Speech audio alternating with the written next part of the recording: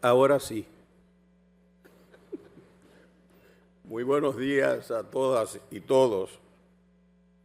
Permítanme nuevamente agradecer la presencia en esta mesa de honor del honorable señor Alfredo Pacheco, grande amigo, presidente de la Cámara de Diputados, del honorable señor Ricardo de los Santos, presidente del Senado de la República, del honorable magistrado Ignacio Camacho, quien es el presidente del Tribunal Superior Electoral, de la honorable diputada Nelsa Soraya Suárez, secretaria del bufete directivo de la Cámara de Diputados, del honorable diputado Agustín Burgos, secretario del bufete directivo de la Cámara, y al honorable diputado Juan Dionisio Rodríguez, quien encabezó el grupo de diputados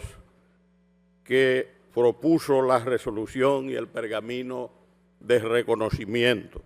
Junto a él, Miguel de los Santos, Juan Alberto Aquino, Santiago Vilorio. Y al honorable diputado Juan Julio Campos por la motivación para esta resolución, y a todos los que la aprobaron.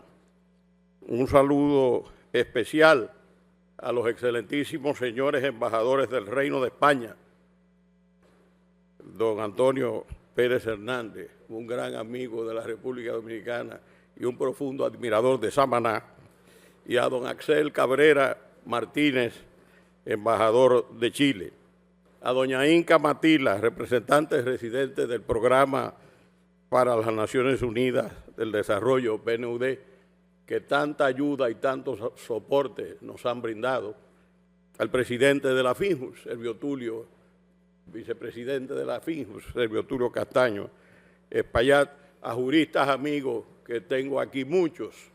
El que veo primero es a Olivo, que está sentado ahí, a Franco, que también está ahí, a otros que nos acompañan todos, por supuesto al profesor Eduardo Jorge Prats, que tuvo que ver mucho con la organización de esta charla, a los honorables senadores y senadoras de la República, a los honorables diputados y diputadas a nivel nacional y de ultramar, a los honorables magistradas y magistrados del Tribunal Constitucional de la Suprema Corte de Justicia. Ahí veo una nutrida representación de la Suprema Corte de Justicia, Napoleón, Frank, Raymond Herrera, y también el maestro de la Escuela de Derecho que nos acompaña en esta mañana. Igualmente, a todos los invitados especiales que nos acompañan, empresarios, militares, académicos, ciudadanas y ciudadanos de la patria, al presidente del Instituto Duartiano, a los magistrados eméritos y eméritas del Tribunal Constitucional, antiguos alumnos, antiguos secretarios del Tribunal, servidores constitucionales, directores, amigas, amigos todos. Gracias por su presencia en este día. Agradezco al presidente de la Cámara de Diputados, Alfredo Pacheco Soria, por la invitación a dictar esta conferencia. Aprovecho para reconocer los esfuerzos que realiza para fomentar el debate parlamentario y la interacción entre los poderes del Estado, poniendo interés en temas de gran relevancia para la protección de la democracia, como el que nos convoca en el día de hoy: Constitución, democracia, Congreso, rendición de cuentas y control del poder. Veamos Constitución democrática y control del poder político. Quiero inicialmente destacar la importancia de la Constitución como sustento de la democracia. La Constitución escrita es un mecanismo de limitación del poder de los gobernantes, fundamenta la soberanía popular, la estructura y la separación de los poderes públicos, consagra su carácter normativo y su supremacía como ley de leyes, establece los derechos y deberes fundamentales y el respeto a la dignidad humana, a la dignidad de las personas. Las disposiciones constitucionales relativas a la obligación de rendir cuentas por parte de los funcionarios públicos es precisamente una forma de limitar ese poder. El constitucionalismo moderno surge desde la Revolución Inglesa 1642-1688, en que se llamó gloriosa, la Revolución Norteamericana de 1776, con la proclamación de la Declaración del Buen Pueblo de Virginia, y la especial trascendencia de ese documento lo resume el hecho de que hay 10 principios fundamentales: la soberanía del pueblo, los principios universales, los derechos del hombre, el gobierno representativo, la Constitución como ley suprema, la separación de los poderes, el gobierno limitado, la independencia e imparcialidad del Poder Judicial y el derecho del pueblo a enmendar y revisar la Constitución. Y luego, en la tercera gran revolución, la francesa, de julio de 1789, en que se define lo que se conoce como la Constitución liberal. Y es que la primera Constitución francesa, escrita de 1791, en el artículo 8 confía el respeto de las disposiciones constitucionales no a un juez ni a un órgano político. Se confía a la vigilancia, oigan bien, de los padres de familia, a las esposas, a las madres, al afecto de los jóvenes ciudadanos y al valor de todos los franceses. Se pensaba que el ciudadano podía controlar el ejercicio del poder, y es por ello que en Francia se concibe entonces la ley como expresión de la voluntad general. El pensamiento de Rousseau se impone, y así, cuando una ley era adoptada por el Parlamento, aunque fuese contraria a la Constitución, no era inconstitucional.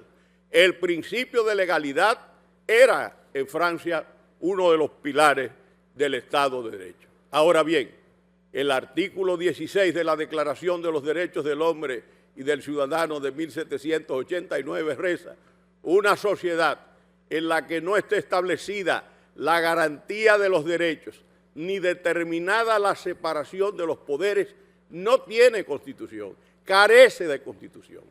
Tal como especifica el maestro Luis López Guerra, cito: la preferencia por un texto escrito único y solemne para establecer los principios y reglas del sistema aparece en los mismos principios del constitucionalismo. Recordemos que la Constitución escrita fue concebida como un mecanismo, reitero, de limitación del poder de los gobernantes y de protección para los ciudadanos. La Constitución existe para reconocer, garantizar y proteger los derechos del ciudadano y para frenar el poder. Los mecanismos de control constitucional se diseñan pensando en los malos gobernantes y para evitar que los buenos se conviertan en malos. Cabe recordar aquí, con el profesor argentino Vicente Solá, que la Constitución es el intento de la sociedad de atar sus propias manos, de limitar su capacidad para ser víctima de la debilidad que pudiera destruir sus valores más deseados. La experiencia histórica recuerda que las pasiones de un momento pueden llevar al pueblo a sacrificar los principios más elementales de libertad y justicia. Las constituciones son un intento de la sociedad de protegerse a sí misma. La supremacía de la Carta Magna, afianzada con el tiempo, es tanto formal como material, en la medida en que la Constitución, primero, establece la estructura y funcionamiento de todos los poderes públicos. Segundo, prevé los procedimientos para la elaboración de las leyes o normas. Tercero, prevé un procedimiento especial para su propia modificación, distinto del de las leyes ordinarias. Cuarto, su contenido es superior al resto del ordenamiento jurídico. En consecuencia, todos los poderes públicos están sometidos a ella. Todas las normas deben ser interpretadas de conformidad con lo establecido en la Constitución. Sexto, las normas que vulneren la Constitución podrán ser declaradas inconstitucionales y expulsadas del ordenamiento jurídico. para el maestro español Luis López Guerra, es esta posición de supremacía la que viene a caracterizar hoy en día las normas constitucionales en relación con el resto del ordenamiento. La inclusión de cualquier norma en la Constitución, independientemente de la materia sobre la que verse, civil, administrativa, laboral, financiera, tributaria, supone su conversión en una norma constitucional dotada de un valor más alto y provista de la correspondiente protección. He señalado en otras oportunidades. La Constitución no es un hermoso pergamino cargado de buenas intenciones que al lanzarse desde el Pico Duarte vuela sobre la cordillera central, montañas y llanuras sin dirección alguna, sino que estamos en presencia de la norma suprema de un país que, redactada en un documento, constituye un verdadero proyecto de nación que recoge los principios, los valores y las normas fundamentales que rigen la vida de la comunidad dominicana. La Constitución es la expresión institucionalizada del contrato social que se da al pueblo para regir su propio destino, determinando la estructura y el funcionamiento de los poderes públicos, así como los mecanismos y la garantía de sus derechos fundamentales.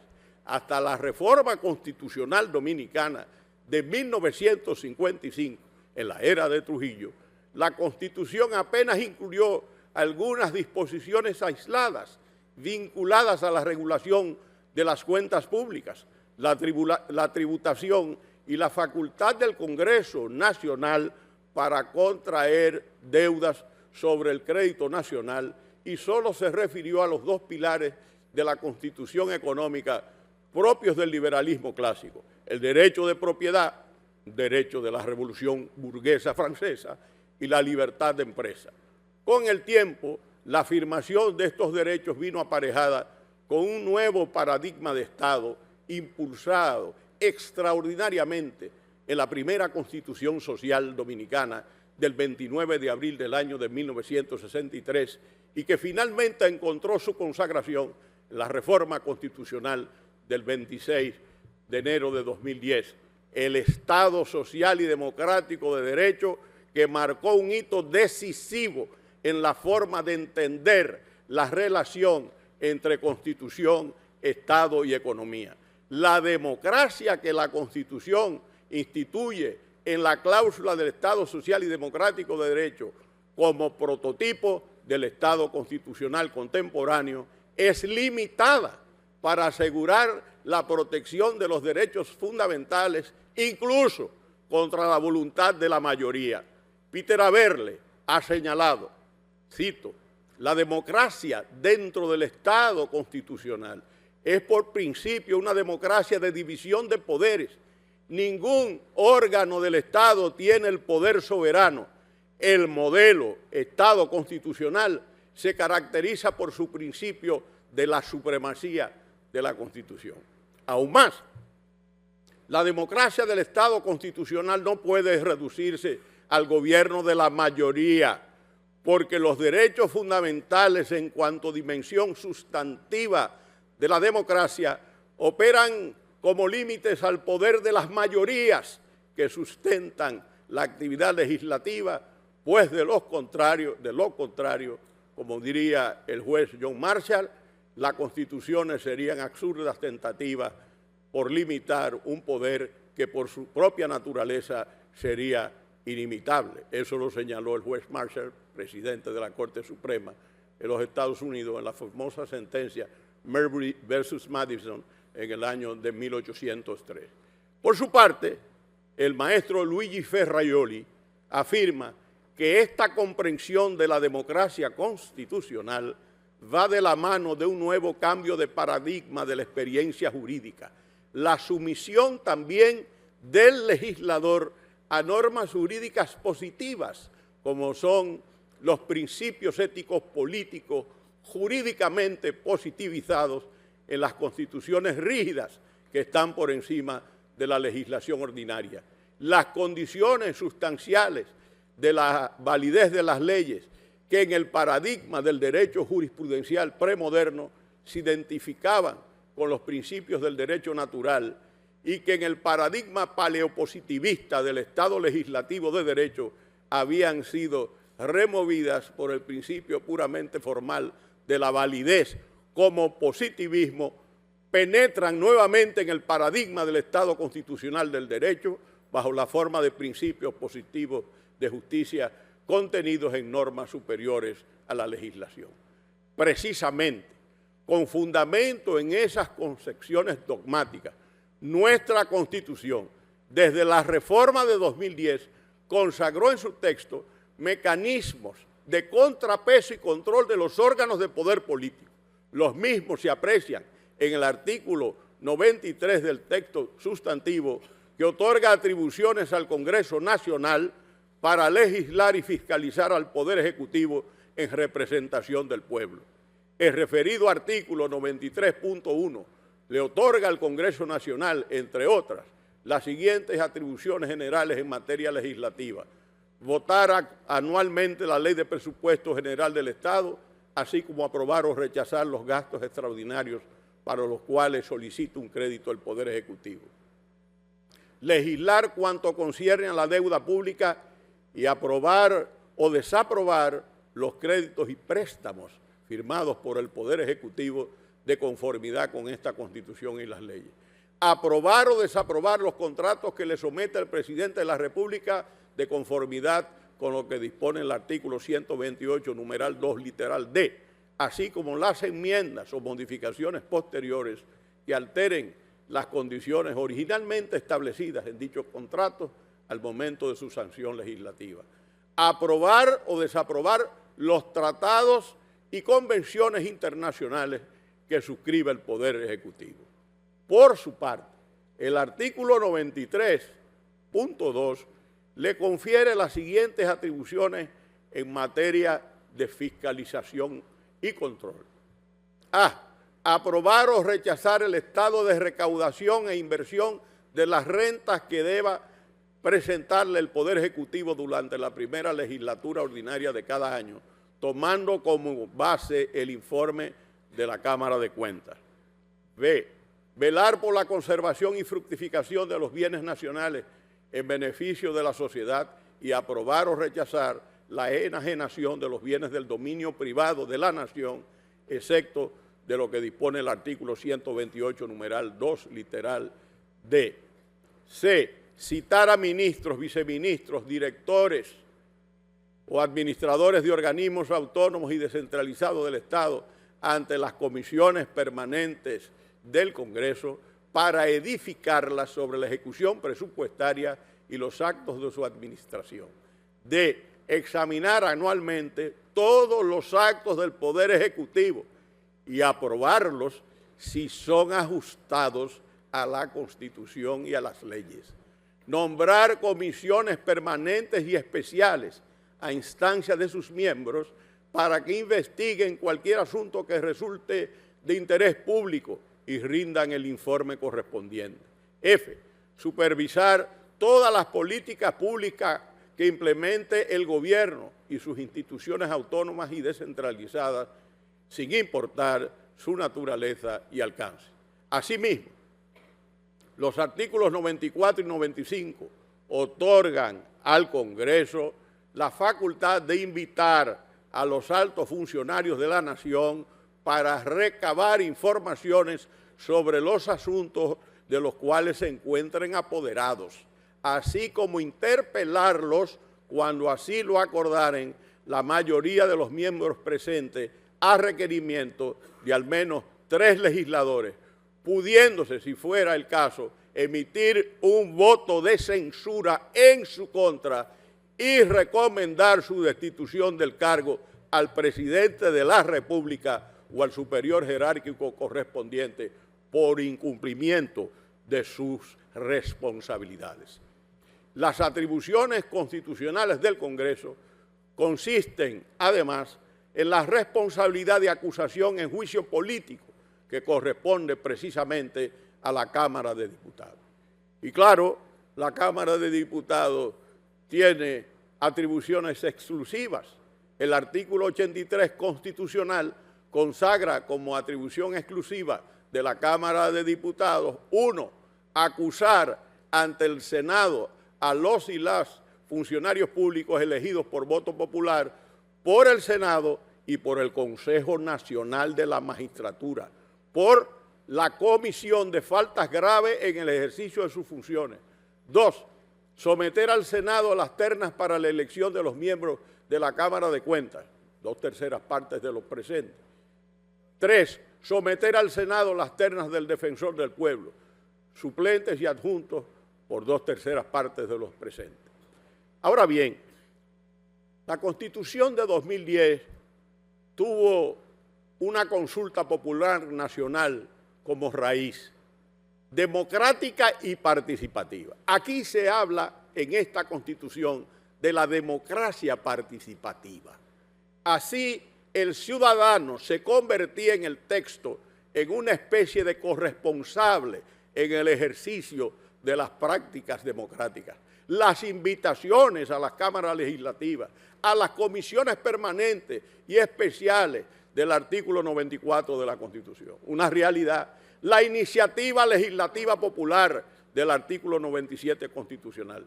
El referendo, el plebiscito e iniciativa normativa municipal del artículo 203.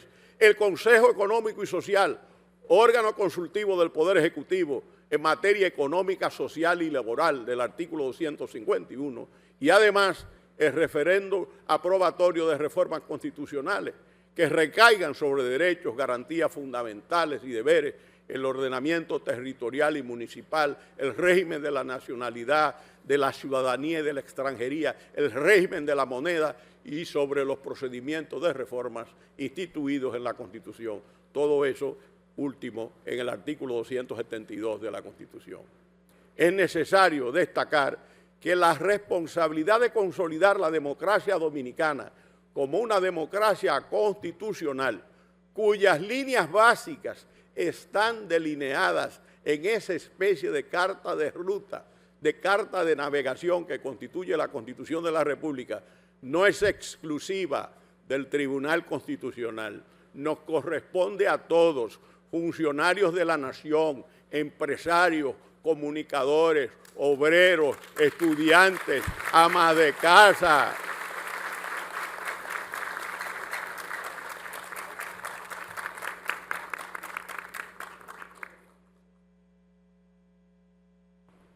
políticos, en fin, todos los dominicanos tenemos la responsabilidad de vivir en Constitución para llegar a la felicidad constitucional. Por eso los ingleses hablaban en un momento de la Happy Constitution, esa Constitución feliz que le daba al pueblo mejores niveles de prosperidad y de libertad. Estoy hablando en una representación o ante una representación muy distinguida del Congreso Nacional, fundamentalmente diputados y también senadores. El Congreso Nacional es una escuela de democracia.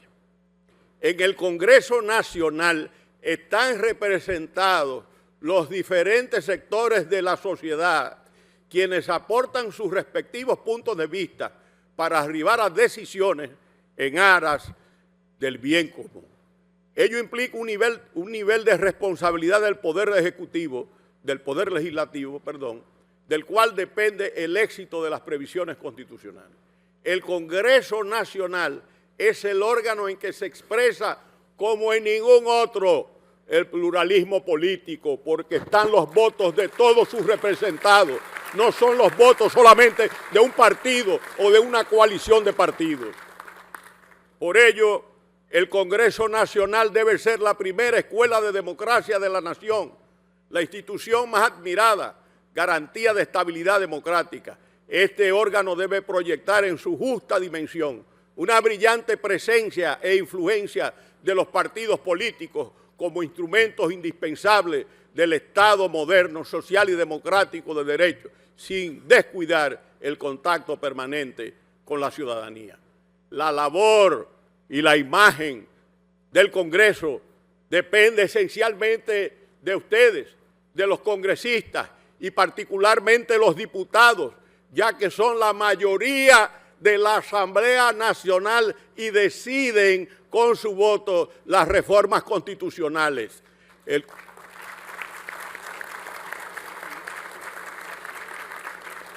El Congreso Nacional debe ser el catalizador de la democracia constitucional a la que aspira nuestro pueblo. Les exhorto a que en el desempeño de sus funciones privilegien su amor al pueblo, su amor a sus provincias y al estricto cumplimiento del deber. La Constitución Dominicana actual otorga las herramientas necesarias para garantizar la estabilidad democrática y lograr el adecuado funcionamiento del régimen presidencial. Pero se requiere para ello que el Congreso Nacional desempeñe un papel singular en el desarrollo de la nación. A partir de la Constitución del 26 de enero de 2010, se introdujo un cambio de paradigma al instaurar el Estado social y democrático de derecho, con importantes repercusiones en las atribuciones del Poder Legislativo dominicano, concediendo al Congreso mayores prerrogativas de fiscalización y control que caracterizan la independencia funcional y orgánica del Poder Legislativo.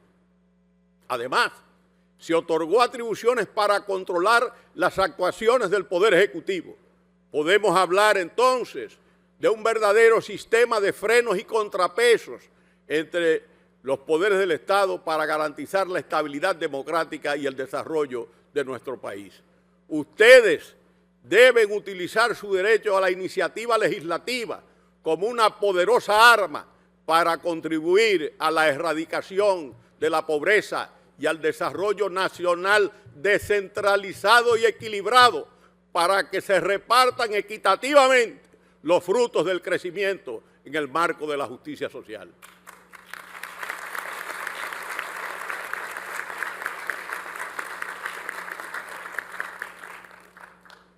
El Congreso tiene la obligación de rendir cuentas.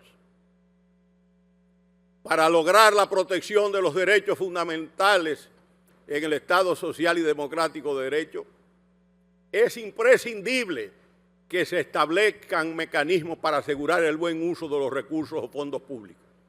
La calidad de vida de los dominicanos depende del manejo eficiente del erario, el cual proviene en gran proporción del pago de nuestros impuestos.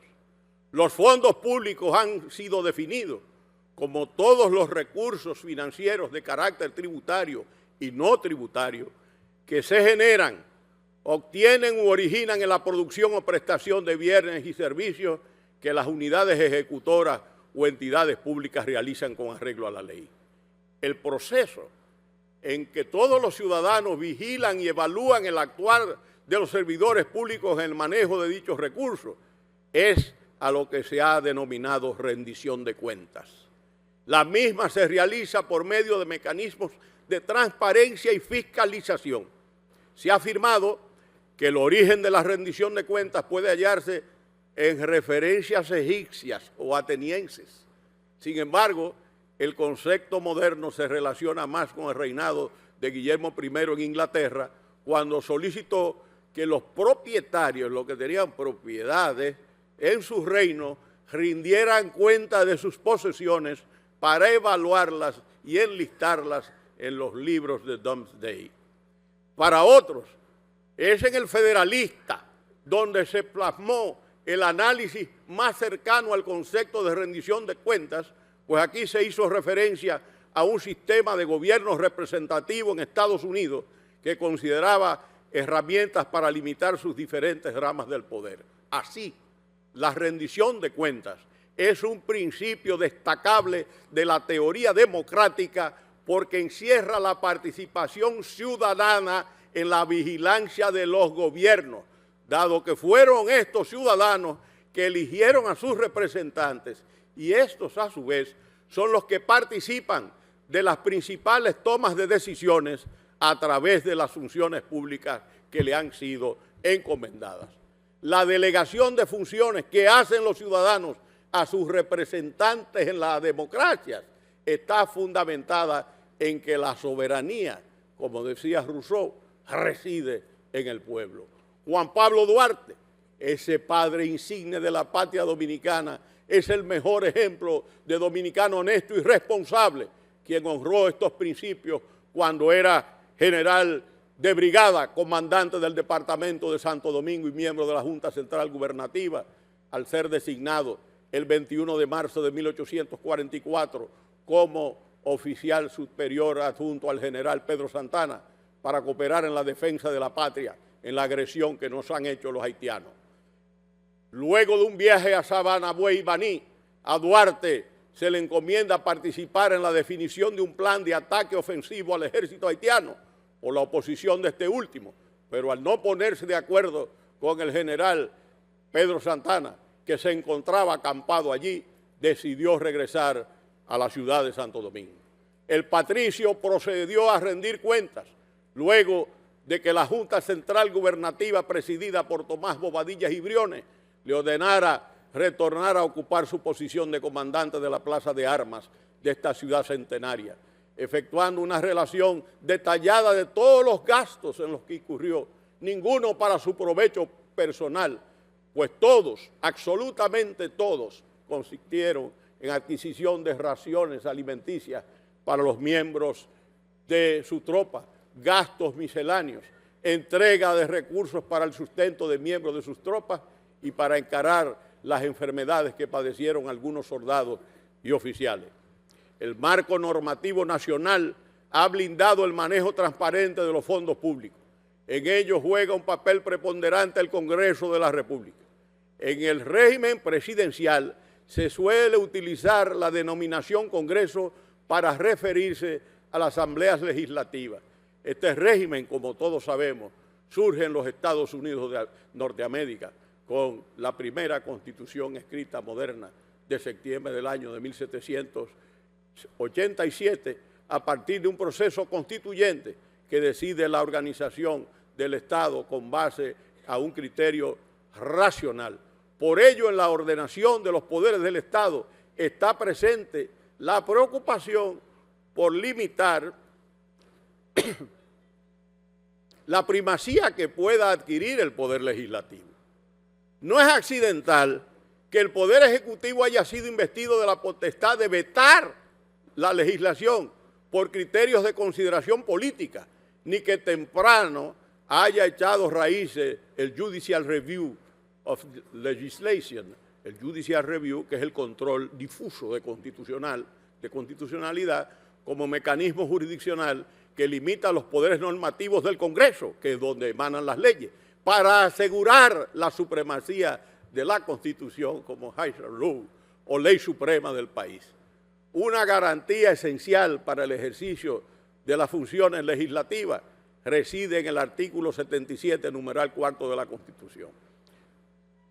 Las y los senadores y diputados no están ligados por mandato imperativo. Nadie los puede obligar a votar por lo que ustedes no quieran. Actúan siempre, dice la Constitución,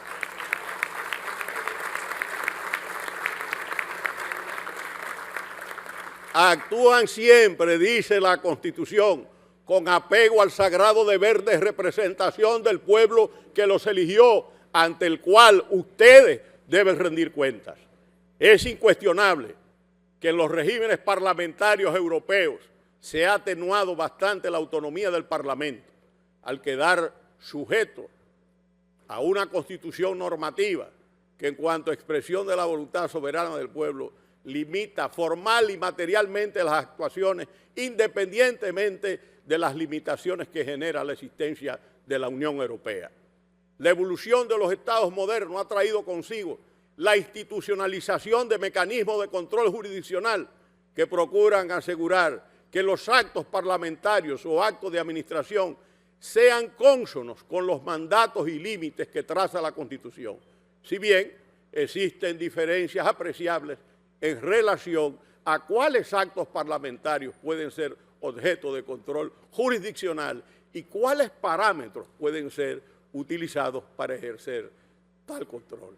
En efecto, nuestra Constitución, en su artículo 185, numeral primero, otorga competencia en única instancia al Tribunal Constitucional para conocer de las acciones directas de inconstitucionalidad contra leyes, decretos, reglamentos, resoluciones y ordenanzas a instancias del presidente de la República, de una tercera parte de los miembros del Senado o de la Cámara de Diputados y de cualquier persona, cualquier ciudadano, con interés legítimo y jurídicamente protegido. Ahora bien, ¿cuáles son los funcionarios obligados a rendir cuentas? En primer lugar, el Poder Ejecutivo. El artículo 114 de la Constitución Dominicana consagra la responsabilidad del presidente de la República de rendir cuentas anualmente ante el Congreso Nacional, de conformidad con lo establecido en el artículo 128, numeral 2, literal F de esta Constitución, acompañada de un mensaje explicativo de las proyecciones macroeconómicas y fiscales, los resultados económicos, financieros y sociales esperados y las principales prioridades que el gobierno se propone ejecutar dentro de la Ley de Presupuesto General del Estado aprobada para el año en curso. Hay otros funcionarios que también están obligados a rendir cuentas.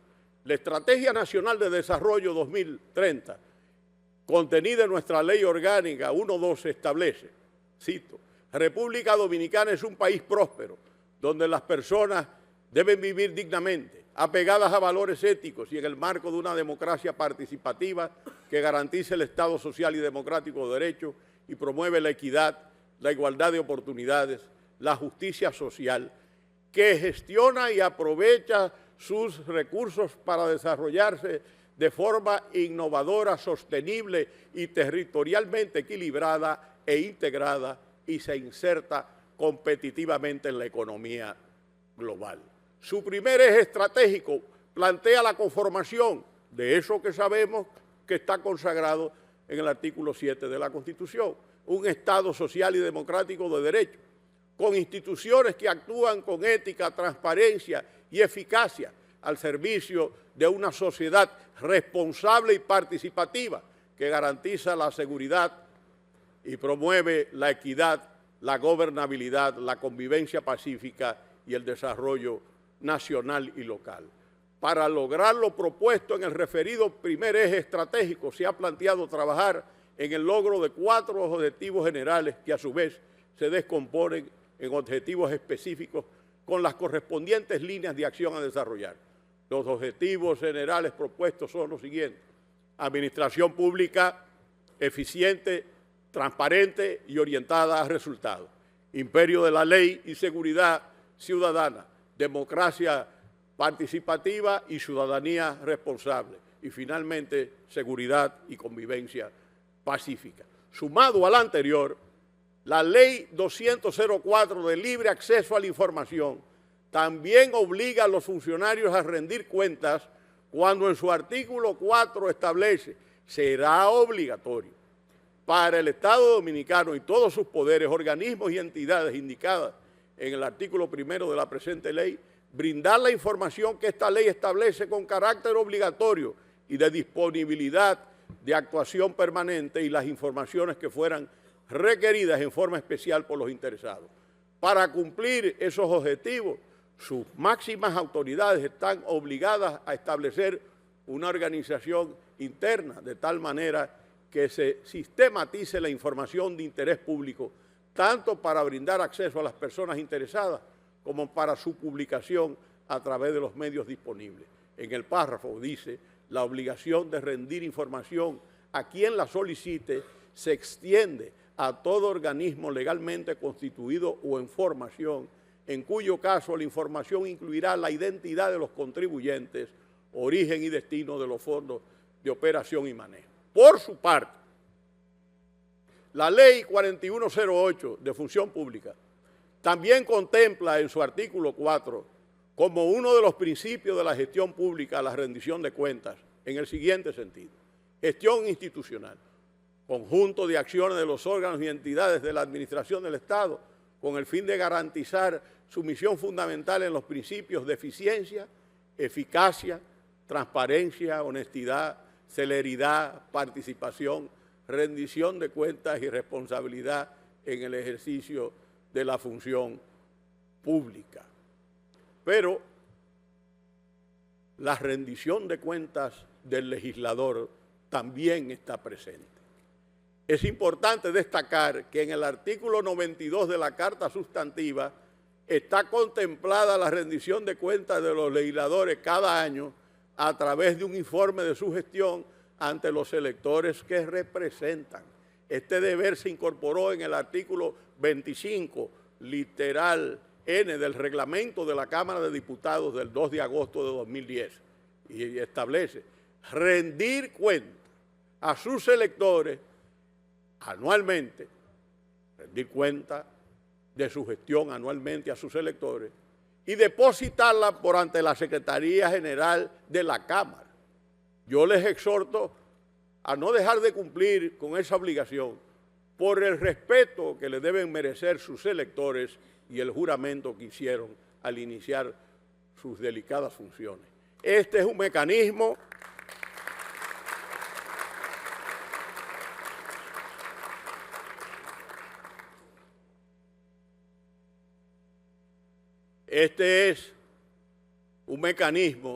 muy importante para acercar el legislador o diputado con la gente, con sus electores. Durante los 2 años en que fui senador de Samaná, rendí cuentas. A mi salida, publiqué una pequeña obra, Por un Samaná mejor, para un país mejor, Gestión Senatorial 1998-2000, en el cual en 296 páginas rendí cuentas de mis 2 años de gestión como senador por mi querida provincia de Samaná. Ahora bien,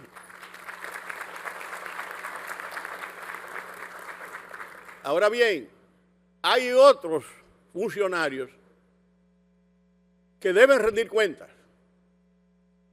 Y entre ellos están los servidores del Poder Judicial y los servidores públicos de los municipios. La Constitución nuestra dispone en el artículo 151, numeral primero, que la ley establecerá el régimen de responsabilidad y rendición de cuentas de jueces y funcionarios del Poder Judicial. Asimismo, la Ley 17607 del Distrito Nacional y los municipios, en su artículo 256, regula la rendición de cuentas de los alcaldes y regidores y dice: los servidores públicos de los municipios tienen la obligación de responder ante los ciudadanos por su trabajo, donde expliquen a la sociedad sus acciones y aceptar consecuentemente la responsabilidad de las mismas. En ese sentido, los ayuntamientos difundirán en forma periódica la evolución del gasto municipal, especialmente de la inversión, a través de sus boletines, de páginas web y de cualquier otro medio. Los jueces del Tribunal Constitucional, como órgano público que maneja recursos del erario, el Tribunal Constitucional cumple anualmente con su obligación de rendir cuentas en el ámbito jurisdiccional y administrativo. De igual manera, los jueces del TC, a partir de sus respectivas designaciones, han cumplido oportunamente con su obligación de presentar ante los organismos competentes sus declaraciones juradas de patrimonio. Esto constituye una manifestación inequívoca de nuestra identificación con el principio de transparencia y la responsabilidad que nos corresponde como depositarios de la confianza ciudadana. Debo destacar, y yo quisiera que se ponga de pie doña Inca Matila, que es la representante residente del Programa de Naciones Unidas para el Desarrollo, para que ustedes la conozcan. Que se ponga de pie, por favor.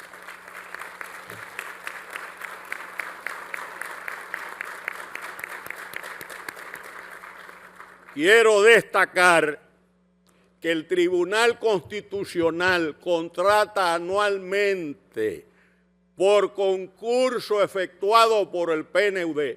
Nosotros le entregamos los fondos al PNUD y el PNUD contrata una firma auditora de reconocida solvencia para que realice anualmente una auditoría de los estados financieros del Tribunal Constitucional. El informe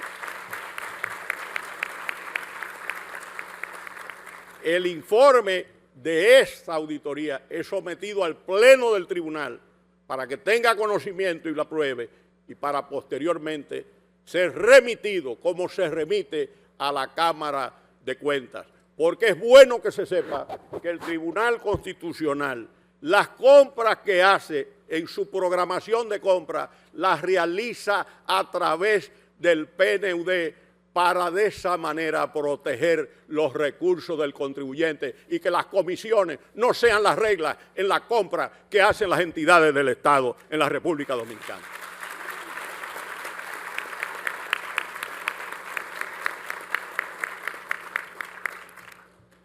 Ahora bien, ustedes legisladores queridos,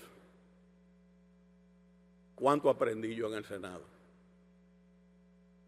Ustedes legisladores queridos, tienen una relación con los partidos políticos. El profesor Manuel García Pelayo, quien fue el primer presidente del Tribunal Constitucional Español, salió del exilio y vino a España, decía que el Estado moderno es el Estado de los partidos políticos. Los partidos políticos continúan siendo, en muchas latitudes, con las excepciones que conocemos, articuladores de las demandas y aspiraciones de los ciudadanos o intermediarios entre el Estado y la sociedad. La relación entre un legislador y un partido es dual, guiada por la Constitución y la ley. De manera general, el monopolio de presentación de candidaturas a cargos legislativos es del partido. Pero tan pronto el legislador es electo y se juramenta, este no está sujeto a mandato imperativo en sus labores legislativas por lo que dispone el artículo 77, numeral 4 constitucional. Repito, las y los senadores y diputados no están ligados por mandato imperativo, actúan siempre con apego al sagrado deber de representación del pueblo que los eligió, ante el cual deben rendir cuentas. En otras palabras, esto significaría que aunque el legislador sea parte de la línea partidaria, seguirá conservando su curul, aunque cambie de partido. Ahora bien, si ese legislador deja una vacante a tenor del artículo 77, numeral primero, por muerte, renuncia o juicio político, el partido recupera la propiedad de la curul por haberlo postulado y es a quien le corresponde someter a la Cámara la terna para sustituirlo por su organismo superior. La rendición de cuentas como mecanismo de transparencia en el manejo de los recursos públicos, como ya hemos establecido, es fundamental. Las autoridades públicas deben rendir cuentas por mandato obligatorio, ya lo sabemos. Como manera de que los ciudadanos se involucren en la vigilancia de los recursos públicos y en el cumplimiento de las responsabilidades propias de cada órgano y funcionario. La rendición de cuentas está considerada como uno de los mecanismos de transparencia en la gestión pública más importantes para la buena gobernanza y la lucha contra la corrupción, pues mediante documentos oficiales se demuestra la forma en la que el presupuesto nacional se ha gastado o invertido y se ha cumplido con las metas y objetivos programados. En nuestro país, el presidente de la República como jefe de gobierno debe depositar ante el Congreso Nacional al iniciarse la primera legislatura ordinaria del 27 de febrero de cada año las memorias de los ministerios recopiladas y sistematizadas y rendir cuentas de su administración del año anterior. El principio de transparencia ha atravesado a las democracias a tal punto que los altos niveles de respeto de este principio se relacionan directamente con los bajos niveles de corrupción. La transparencia es, por tanto, el deber que tienen las autoridades públicas de someter al análisis de la ciudadanía la información relativa a su gestión y al manejo de los recursos que han sido puestos a su cargo. La transparencia permite tener acceso fácil y rápido a la información pública y es por ello que se ha convertido en un indicador eficaz de la calidad de los gobiernos, del resultado de los proyectos públicos, de las oportunidades a las que los ciudadanos pueden optar, entre otros. En instrumentos jurídicos internacionales se reconoce a la transparencia como un valor indispensable para la buena gestión, tal como lo establece el artículo 1 de la Convención de las Naciones Unidas contra la Corrupción. Cada Estado parte tiene la responsabilidad de regular en su ordenamiento lo concerniente al ejercicio de la transparencia. En el mismo sentido, la Carta de Derechos Fundamentales de la Unión Europea, en sus artículos 41 y 42, reconoce el derecho de los ciudadanos europeos a una buena administración y al libre acceso a los documentos contenidos en las instituciones europeas. Igualmente, el Convenio 205 del Consejo de Europa sobre el acceso a los documentos públicos del 18 de junio de 2009 reconoce la importancia de la transparencia de autoridades públicas en una sociedad democrática y pluralista. Sí quiero dejar claro que como defensores de la Constitución estamos contestes en que cuando los mecanismos para la transparencia, como la rendición de cuentas, no son suficientes, la mano decidida del sistema de justicia penal debe procurar las investigaciones correspondientes y hacer todo lo que disponga la ley para evitar la impunidad y sancionar la corrupción, respetando siempre el debido proceso.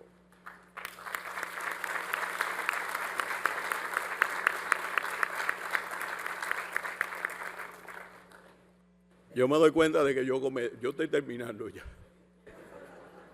Pero yo me he dado cuenta de que yo he cometido un grave error. Aquí está mi esposa Johanna y yo parece que no la mencioné.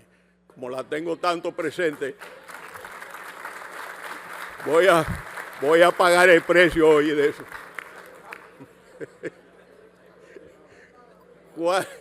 Nos toca ahora hablar, ya finalizando por supuesto, y agradeciendo la generosidad de ustedes, del control del poder y la justicia constitucional. Y en esto yo quiero ser particularmente enfático, porque he estado viviendo en estos casi maravillosos 12 años una experiencia singular. He señalado en múltiples escenarios, fuera y dentro del país, que hoy en día, así como no hay primavera sin flores, no hay democracia sin justicia constitucional. Y quiero decirles que la limitación del poder de los gobernantes no siempre es una tarea fácil o pacífica. A los gobernantes no les gusta que lo limiten. Me permitiré retomar algunas reflexiones insertas en un artículo que escribí, que se llama Constitución y rendición de cuentas, publicado en el Listín Diario, cuyo director nos acompaña hoy, don Miguel Franjul, un gran honor, publicado el día 29 de septiembre de 2010, en el sentido siguiente, cito: para una parte importante de la doctrina, accountability es sinónimo de transparencia y rendición de cuentas. En efecto, esta última ha sido definida como la obligación permanente de los mandatarios o agentes de la administración del Estado de informar a sus mandantes, los electores, de los actos que realicen como resultado de una delegación de autoridad sustentada en un vínculo jurídico directo o indirecto y cuyo incumplimiento conlleva sanciones.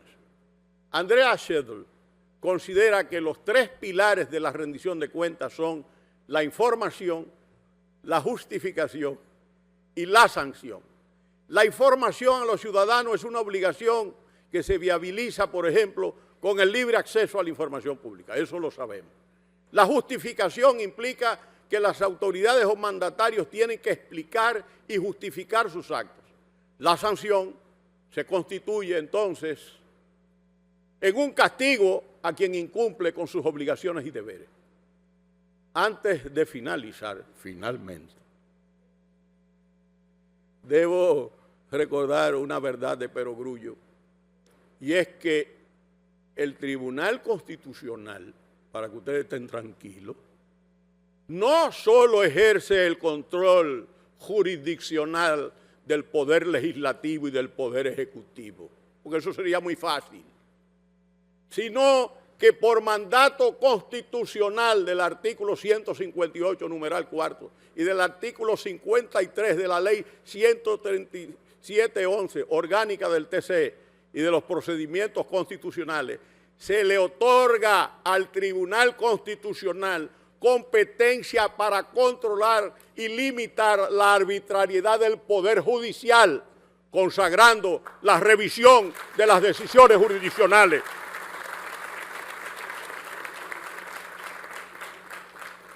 Queridos diputados, queridos senadores, queridos amigos, queridos ciudadanas y ciudadanas que nos siguen por las plataformas del Tribunal Constitucional, espero haber contribuido en algo, suministrando elementos que les sirvan en el desarrollo de su noble labor y también para la formación ciudadana. Les deseo éxito en sus tareas. También a usted, presidente del Senado, que ha iniciado a tambor batiente firmando un acuerdo con el tribunal y que va a producir sus primeros frutos con un taller muy especial. Cuiden a los diputados, les digo, cuiden de la Cámara de Diputados. Velen por la salvaguarda del Congreso y defiendan la democracia que disfrutamos, con sus limitaciones e imperfecciones, pero que la democracia nuestra se constituye en ejemplo en Iberoamérica cuando uno ve lo que está pasando, los asomos de autoritarismo y el abandono de las prácticas del Estado de Derecho. Pero sobre todo,